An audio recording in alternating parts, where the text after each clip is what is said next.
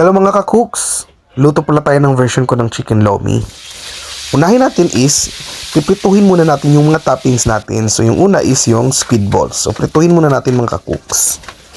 Mas maganda kasi yung medyo mga may brown-brown na siya mga ka-cooks. Sunod natin is yung ating chicken liver.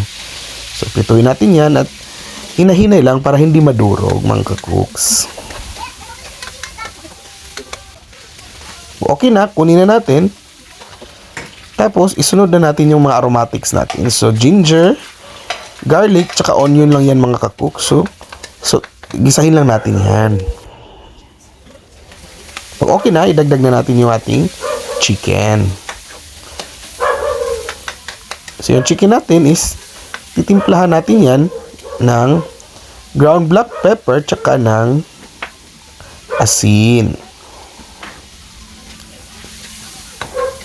Saluin lang natin na maigi hanggang sa maluto yung chicken.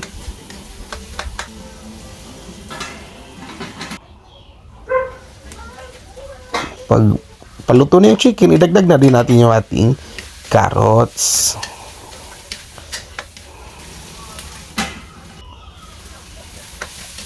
Dagdag na rin natin yung isang pirasong red bell pepper.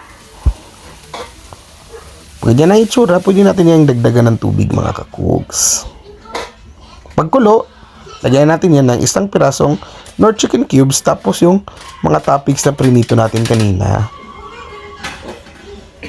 Pakuluin lang natin yan mga ka-cooks. Sa pagkulo niyan, lagyan na natin yung ating noodles. So, bali ang ginamit pala namin is Mickey. Yan, malapit na itong maluto mga ka-cooks. Ang sarap nito, promise. Pagkulo niyan, ilagay na rin natin yung cabbage natin. Yan. Haluin natin na maigi. Tapos dagdagan natin yan ng itlog. Halo-halo lang.